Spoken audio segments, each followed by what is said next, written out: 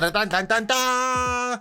Yes, it's more crazy news from yours truly today and from Bounding into Comics. I know this story is from the 18th of March.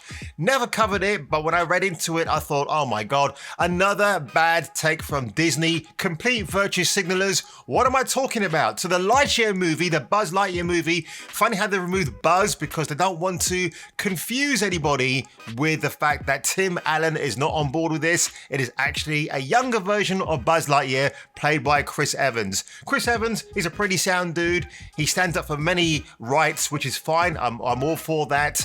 But I know for a long time as well that Chris Evans might have been entertaining the idea of Bucky and Steve Rogers being more than just friends. Cue the George Michael careless whisper, right? This was back in 2014 when the Winter Soldier was out, and you had all that Tumblr art fiction where you had Bucky and Steve in a big embrace and snogging each other's brains out. So of course, yeah, I don't think it would have happened then because it was still under the guise, the umbrella of the great Stan Lee. And of course, I don't think Stan Lee ever made any public comments about the fact he doesn't want his beloved Marvel franchise to be tarnished by ideology and politics. I mean, that was already in his comics anyway, so why do you want to bring it into the mainstream sphere of movie making and audiences paying the dollar or the English pound or the krona to see your movies? You know what I mean? So the Lightyear movie is going to have a gay relationship. Wow. I mean, what a shocking revelation, folks. And it comes from Variety. And they have a source that informed them, of course, sources that cannot be verified. It's a source like ketchup or HP Brown sauce, that the film does feature a significant, so unfortunately they're not going to be in the background, they're going to be pretty much in the main frame, a female character who's called Hawthorne. Now that's voiced by an actress called Uzo Aduba, and of course, that's the actress right there. Seems like a nice lady, but why does it have to be a person of color? It could be an actress who's of any racial persuasion, right? But they've got to be very specific here, Disney. We've got to get the representation right in there. So I can't say more than that. Good luck to her. Maybe she'll make something out of it. I don't know. The report goes on to add that Pixar and Disney reportedly cut the kiss between the two characters, but it's now been restored because Disney opposed the Florida bill, which is a bill that aims to prevent the instruction of gender identity and sexual orientation to kids in school through third grade. So that's 7 to 8 year olds. When I was 7 to 8 in that age bracket, I was munching on sweets, reading Spider-Man comics, running around the block, and maybe watching the Hobbit on television. When it came to sex education, my dad found one of these educational animated movies. He said, son, watch that. That's it. Left me in the room to figure out things for myself. And that's fine, whatever. I mean, I think I had my first shot of whiskey when I was 9. So that'll probably tell you something about my upbringing. But you know what? With my view about this, let kids be kids. Let them be innocent. When they get to maybe 16 or 17, if they want to know more about this kind of stuff, then by all means, let them investigate it.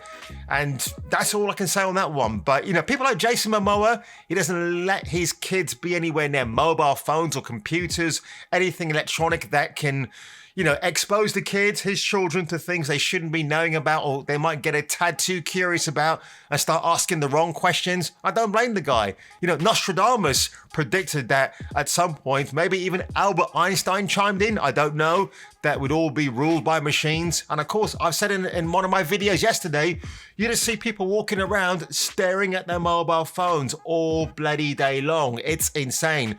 I have a mobile device. It's called an iPod, and I have music on it, and I like to walk to work with my headphones in, listening to heavy metal, rock, a bit of J-pop, all that shit thrown in, That's how I like to roll. I like to be in the zone and carry on down.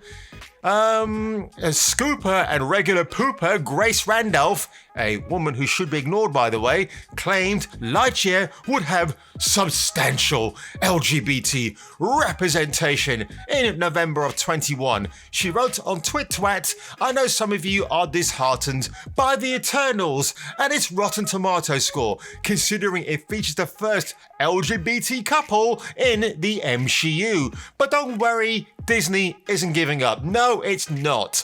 I hear there is substantial LGBT representation in Lightyear as well. Not Buzz, another character. Because of course, you wouldn't bring Tim Allen into the fray because Tim Allen just knows where this shit is going. Even though he's coming back this year with Santa Claus films. So I thought he was previously cancelled by Disney, but now they want him back in again. I find that a little bit odd.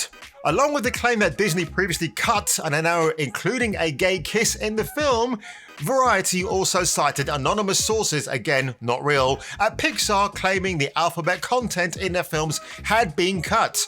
A letter previously had been sent to Bob Chapstick by Pixar employees and their allies that asserted Disney had been censoring Pixar films. In a letter they claimed, again it's a claim, we at Pixar personally witnessed beautiful stories full of diverse characters. Why did they have to include that? Huh? I don't get it. Come back from Disney corporate reviews shaved down to crumbs of what they once were.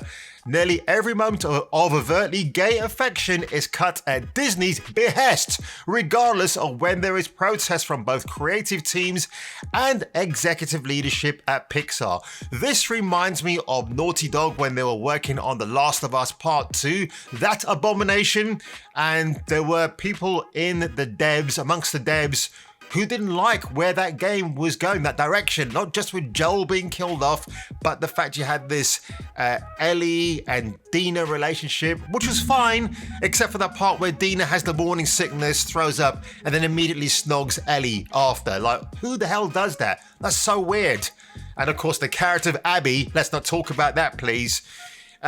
So basically, they want to create this alphabet content, and it's not the answer to fixing the discriminatory legislation in the world, but they claim they're being barred from creating it.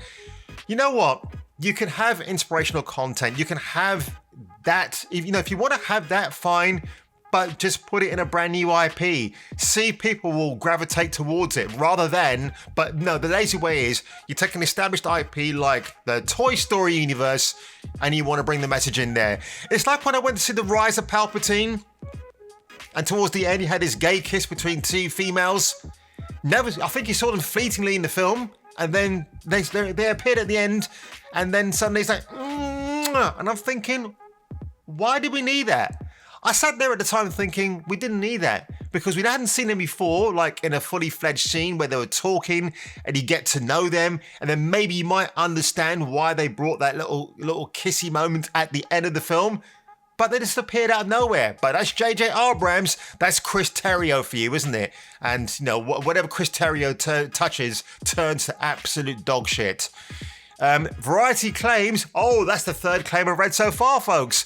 Inform them that the LGBTQ symbols, such as the rainbow, were removed from Soul and Inside Out. Ironically, the rainbow was co-opted by the community lobby itself. It was originally the symbol God gave to Noah to signify his covenant with him. Wow. And Genesis 9:13 states, I set my bow in the clouds to serve as a sign of covenant between me and the earth. Of course, now in modern day politics and ideology, you can take that and you can just twist it around and make it what you want it to be. Along with the alleged removal of these symbols, Variety reports other sources said same-sex couples were also removed from the background from these films. Wowee.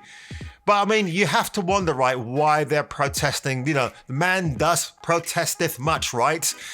There was, in I think it was Toy Story 3 or 4, we had Ken the doll, voiced by Michael Keaton. You kind of knew that character was gay, and because Michael Keaton was playing him, it was really, really funny.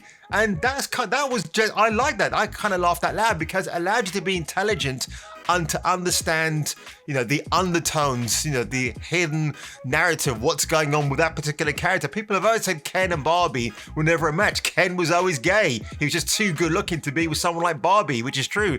The two of them can never be a couple because they'll just cancel each other out with their impossibly good looks. It's just a really cringe story, isn't it, folks? And you know what? I have an answer to all of this.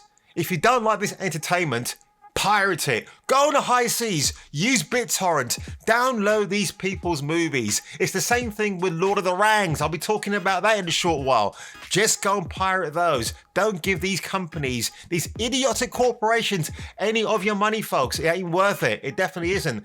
When they realize no one's going to watch their films, or they're not making the bang for buck profits that they expect to because people are going out to find the sources elsewhere, that's all that, they might get a message eventually. But, that's why there's channels like mine. When I started my channel over 2 years ago, I wasn't talking about stuff like this. I wanted to talk about this, but I was afraid of the backlash. But you know what? At some point, man, you gotta put the bulletproof vest on. You got your MK, whatever gun you want to get. In my case, maybe it's going to be the Gatling gun from Predator, used by Jesse Ventura. Yeah, use that, stand there, just take the bullets, absorb them, and then flick them back out.